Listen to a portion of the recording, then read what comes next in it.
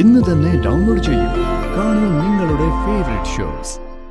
എന്റെ കുഞ്ഞിന്റെ അമ്മയായി ഇത്രയും കാലം ജീവിച്ചൊരു സ്ത്രീയെ വിവാഹം കഴിക്കുന്നതില് ഞാൻ തെറ്റൊന്നും കാണുന്നില്ല. അളിയനെ, സമൃദ്ധയെക്കുറിച്ച് എന്തറിയാം? അവളുടെ യഥാർത്ഥ പേരെങ്കിലും അറിയാമോ? നാളെ ആ സ്ത്രീയുടെ ഭർത്താവിനെ നിശ്ചന്നാൽ മനസ്സിന് ഇപ്പോഴും ശാന്തതയുണ്ട്. പരസ്പരം മനസ്സിലാക്കി അവൾ എന്റെ ഭാര്യയാവുന്നു. സത്യം പറഞ്ഞ ഒരു രണ്ടാം ജന്മം. സാറ് ലൊക്കേഷൻ ഒന്ന് സെൻഡ് ചെയ്താൽ മതി, ഞാൻ കൃത്യസമയത്ത് അവിടെ എത്തിക്കോളാം. എടോ, എന്റെ മനസ്സിലിപ്പോ മറ്റൊരു പ്രാർത്ഥന കൂടി ഉണ്ട്. എന്താ സാറേ? എന്റെ ലൈഫ് ഏതാണ്ട് സെറ്റിൽ ആവാറായി. അതുപോലെ തന്റെ അർച്ചനയും കുഞ്ഞിനെയും തിരിച്ചു കെട്ടി തന്റെ ലൈഫും ഒന്ന് സെറ്റിലായി കാണണമെന്ന്. വലിയ മനസ്സാ സാറിൻ്റെത്. അതുകൊണ്ടാ ഇങ്ങനെ മറ്റുള്ളവർക്ക് വേണ്ടി പ്രാർത്ഥിക്കാൻ പറ്റുന്നത്. സാറിന്റെ ഭാര്യ സാറിന്റെ ജീവിതത്തിലെ ഏറ്റവും വലിയ ഭാഗ്യമായി മാറാൻ ഞാനും പ്രാർത്ഥിക്കാം. തന്റെ അർച്ചനയെ തനിക്ക് തിരിച്ചു കിട്ടും, എന്റെ മനസ്സങ്ങനെ പറയുന്നു. ആ നിമിഷത്തിന് വേണ്ടിയാ സാറേ ഞാനും കാത്തിരിക്കുന്നേ. എന്തായാലും കല്യാണത്തിന് വരുമ്പോ സാറിന്റെ ഭാര്യ എനിക്കൊന്ന് പരിചയപ്പെടാമല്ലോ. അന്ന് വീട്ടിൽ വന്നപ്പോഴും കാണാൻ സാധിച്ചില്ല. അതിനെന്താ, നാളെ സമൃദ്ധി ഞാൻ സച്ചിക്ക് പരിചയപ്പെടുത്തരാം. അപ്പൊ ശരി, വയ്ക്കട്ടെ. ലൊക്കേഷൻ ഞാൻ ഓക്കെ. Good night.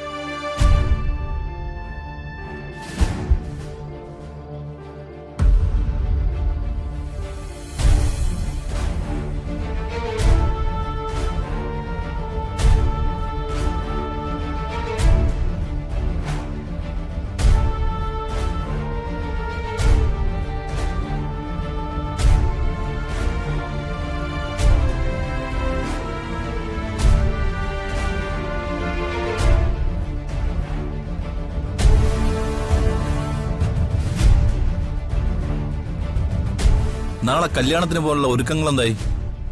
കല്യാണം എന്ന് പറയാൻ മാത്രം ഒന്നുമില്ലല്ലോ. ഒരു തുളസിമാല ചാർത്തല്, പിന്നെ ആ താലിമാല പൂജിച്ച് അവളുടെ കഴുത്തിലിടുക, അത്രേ ഉള്ളൂ. ഞാൻ സമൃദ്ധയുടെ കാര്യമല്ല ചോദിച്ചത്, നിനക്കെന്തെങ്കിലും പുതിയത് വാങ്ങിയോന്നാ? ആരാ, ഗൂഗിളോ? എന്നിട്ട് മതി.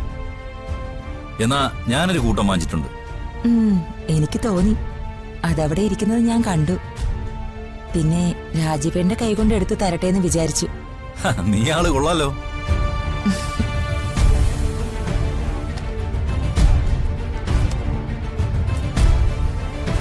എങ്ങനെയുണ്ട്, ഇഷ്ടപ്പെട്ടാ? ഇഷ്ടപ്പെട്ടു. കൊള്ളാം. ഇങ്ങ് തന്നെ നോക്കട്ടെ.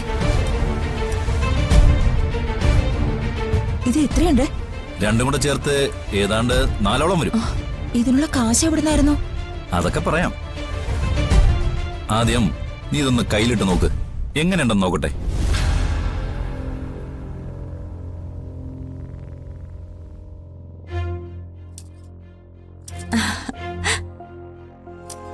എങ്ങനെയുണ്ട്? എന്റെ കൈക്ക് ചേർന്നില്ലേ?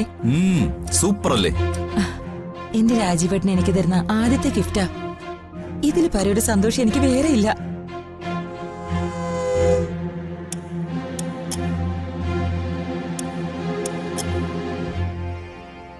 മറ്റാരുടെ മുമ്പില് നീ താഴാൻ പാടില്ല. അതുകൊണ്ട് എനിക്കിഷ്ടപ്പെട്ടത് ഞാനങ്ങ് വാങ്ങി. എന്നാലും ഇത്രയും കാശ് പറ രാജീവേട്ട, എവിടെ നിന്ന് കിട്ടി? അതൊക്കെ പറയാം. നീ ഒരു കാര്യം ചെയ്യ്, ഇത് സൂക്ഷിച്ചു വെക്കണം. എന്താ ഇത്? ഇത് നമുക്ക് ആവശ്യമുള്ള ഒരു ഡോക്യുമെന്റാ. ഒരു കാരണവശാലും ഇത് നമ്മുടെ കയ്യിൽ നിന്ന് നഷ്ടപ്പെടാൻ പാടില്ല. ഇതിനെന്താ ഇത്രയ്ക്ക് വലിയ പ്രത്യേകത? എന്തെങ്കിലും ആവശ്യമുണ്ടെന്ന് വിചാരിച്ചോ? അലമാരയുടെ ലോക്കറിൽ സൂക്ഷിച്ചു വെക്കണം. ഞാനൊന്നേ അളിയനെ കണ്ടിട്ടുരാം. അതെന്തിനാ ഇപ്പൊ അവനെ കാണുന്നേ? എന്റെ ആകെയുള്ള ഒരു അളിയനല്ലേ, എനിക്ക് അങ്ങനെ പിണങ്ങിയിരിക്കാൻ പറ്റൂ? അളിയനൊരു ഗിഫ്റ്റ് കൊടുത്തിട്ട് ഞാൻ ഇപ്പൊ വരാം. അവനും ഗിഫ്റ്റോ? അതെന്താ? അതൊക്കെ ഉണ്ട്, ഞാൻ വന്നിട്ട് പറയാം.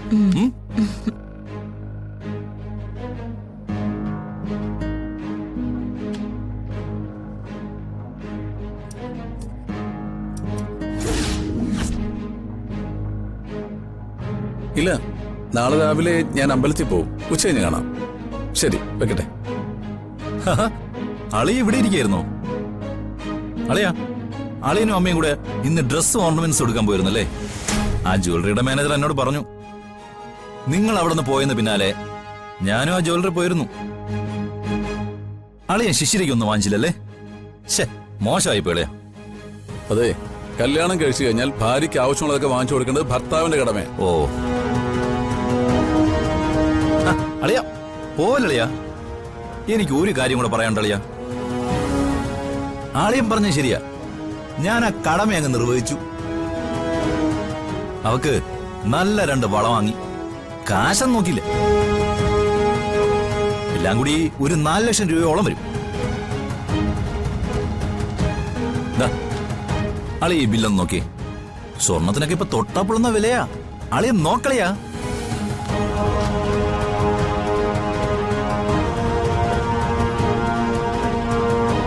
കഴിഞ്ഞ തവണ കസ്റ്റംസുകാരെ പിടിച്ച ആ ജ്വല്ലറിക്കാരുടെ സ്വർണം അളിയനാണ് കോടതിയിൽ നിന്ന് ഇറക്കി കൊടുത്തതെന്ന് എനിക്കറിയാം.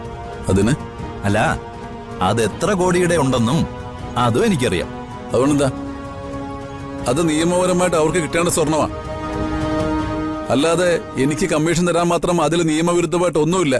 എങ്ങനെയായാലും അളിയൻ അത് ഇറക്കി കൊടുത്തുകൊണ്ട് നമുക്ക് ഗുണമായി. ഞാൻ അളിയന്റെ അളിയാണെന്ന് പറഞ്ഞപ്പോ ഈ കാശ് പോലും അവർ വാങ്ങിയ അളിയ എന്നോട്. അവരീ പണം അളിയന്റെ കണക്കിൽ അങ്ങ് അഡ്ജസ്റ്റ് ചെയ്തു. ഛേ, എന്ത് മര്യാദകളാണ് നീ കാണിച്ചത്? എന്റെ പേരും പറഞ്ഞ് അവിടെ പോയി സ്വർണം വാങ്ങാൻ നിനക്ക് എങ്ങനെ ധൈര്യം വന്നത്? എനിക്ക് അവരോട് ഒരു ഇടപാടുമില്ല. കേസ് ബാധിച്ചിട്ടുണ്ടെങ്കിൽ അതിനുള്ള പണവും തന്നിട്ടുണ്ട്. മര്യാദയ്ക്ക് എന്റെ പേരും പറഞ്ഞ് വാങ്ങിച്ച സ്വർണം അവിടെ കൊണ്ടുപോയി തിരിച്ചു കൊടുത്തോണം. ഇല്ലെങ്കിൽ എന്റെ സ്വഭാവം മാറും, പറഞ്ഞേക്കാം. അളിയ, അങ്ങനെ അങ്ങ് പോയാ എങ്ങനെയാ? നാളെ അളിയന്റെ കല്യാണം നടക്കണമെങ്കിൽ ആളിയെ ബില്ല് കൊടുത്തേ പറ്റൂ, അല്ലെങ്കിൽ കല്യാണം നടക്കില്ല. ഭീഷണിയാണ്. അവളെ എന്റെ കുഞ്ഞിന്റെ അമ്മയാ. വളർത്തമ്മയ്ക്ക് ഒരിക്കലും പെറ്റമ്മയാവാൻ പറ്റില്ലല്ലോ. ഓർമ്മ നഷ്ടപ്പെട്ടൊരു പെണ്ണിനെ അളിയനും അമ്മയും കൂടെ ചേർന്ന് മാനിപ്പുലേറ്റ് ചെയ്തു, മരിച്ചുപോയ സമൃദ്ധയാക്കി മാറ്റി. ഇത്രയും കാലം ഒളിപ്പിച്ച് താമസിപ്പിക്കുന്നതും ബോധത്തോടു കൂടിയുള്ള അവളുടെ അറിവോ സമ്മതമോ ഇല്ലാതെ അവളെ ഭാര്യയാക്കാൻ ശ്രമിക്കുന്നതും 10 വർഷം വരെ തടവ് ശിക്ഷ കിട്ടാവുന്ന ക്രിമിനൽ കുറ്റമാണെന്ന് പബ്ലിക് പ്രോസിക്യൂട്ടറായ അളിയനോട് ഞാൻ പറഞ്ഞു തരണോ? എന്റെ കുഞ്ഞിന്റെ അമ്മയായി ഇത്രയും കാലം ജീവിച്ചൊരു സ്ത്രീയെ വിവാഹം കഴിക്കുന്നതില് ഞാൻ തെറ്റൊന്നും കാണുന്നില്ല. അളിയനെ, സമൃദ്ധയെക്കുറിച്ച് എന്തറിയാം? അവളുടെ യഥാർത്ഥ പേരെങ്കിലും അറിയാമോ? നാളെ ആ സ്ത്രീയുടെ ഭർത്താവ് അന്വേഷിച്ചെന്നാൽ? അങ്ങനെ വരാനായിരുന്നെങ്കിൽ ഇതിനു മുൻപ് എപ്പോഴേ വരുമായിരുന്നു. ഇനി സമൃദ്ധി അന്വേഷിച്ച് ആരും വരാൻ പോകുന്നില്ല. എന്നാ കേട്ടോളൂ, സമൃദ്ധിയുടെ ഭർത്താവ് ഉറപ്പായിട്ടും വരും. അയാൾ എവിടെയുണ്ടെന്ന് എനിക്കറിയാം.